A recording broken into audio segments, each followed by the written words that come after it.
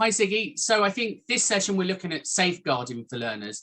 And it's fair to say, I think some people either have a really good understanding of safeguarding and some not so much. And it probably depends on the sector you're in. So if you're coming from a health and social care sector, you seem to have a good understanding because it's one of our main core principles.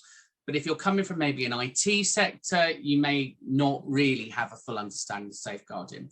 I know in your welcome book, so at the top, in the induction pack, you list the safeguarding people and there's email addresses and there's a definition. But I think it'd be useful in this session that we just talk about what it might mean to a learner and who the people are. So safeguarding, I think, is the principle of just keeping yourself safe, being aware of your responsibilities and being aware of different ways in which we can become vulnerable.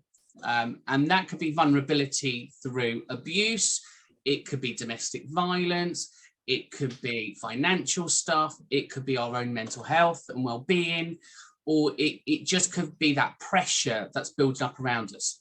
It could be unrealistic expectations from the employer. It could be the fact that you're unhappy about the way your trainer is teaching you. But ultimately, what we have at Aspire to Learn is multiple ways of managing that and allowing that information to come over to you. So do you want to just explain who the safeguarding officers are and how we can get hold of them?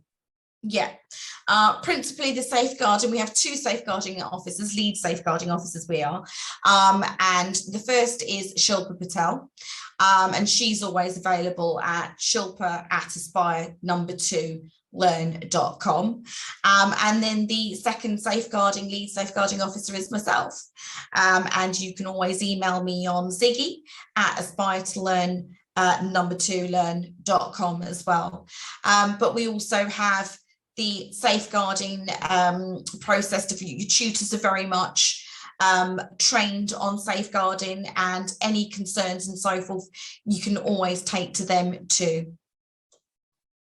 Yeah, brilliant. Thank you for that. So as a tutor, I can say in an assessment plan or in a review, we have a box where we ask the learner about safeguarding, and it's about some subtleties as well, because sometimes people don't feel safe to talk about something because they're worried about things.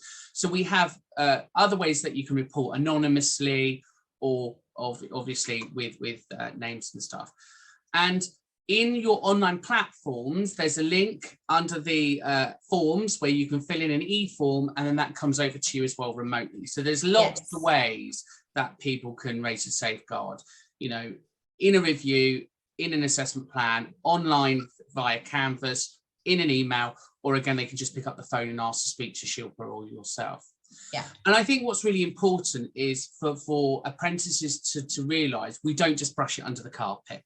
If the safeguarding comes in, do you want to just explain some of the steps that takes place behind the scenes in which they don't see?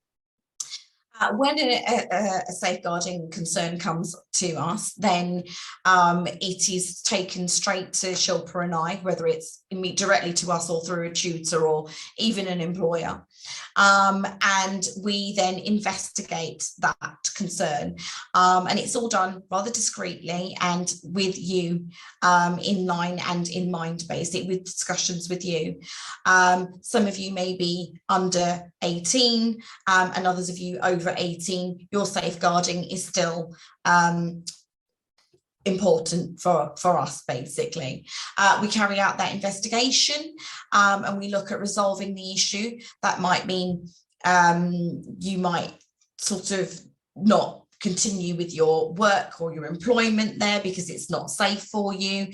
We'll look at sending you off and finding you information, advice and guidance with the right agencies, putting you in touch with social services, parents and so forth. It really does depend on the situation, but it's all done in line with what you want. And am I right in saying that if a safeguarding comes in anonymously, it's on a right to know basis? So you may not ever hear back from this, but it does not mean it's not been dealt with. All safeguardings are dealt with and very much are on a need to know basis. Yes, 100%. And equally, you also have a duty of care, and you report that up to Ofsted and Ofqual if needed. Am I right? Yes, and social services, the police, and other agencies that would need to know if it came to that. So you pretty much have the same duty of care as a school or a college, don't you? Yes. Lovely. So I think there's only one thing really left to say in this video is the fact that down below there's some workbooks for the learners to go through, and there's some online material as well for the learners to have a read. And it's really important that as a learner or an apprentice on this programme that you talk to your tutor and make sure that you have meaningful discussions, because anyone can be a victim, and at any age you could be safeguarded. Am I right? Yes, 100%. Thanks very much, Siggy. Take care for now. Thank you.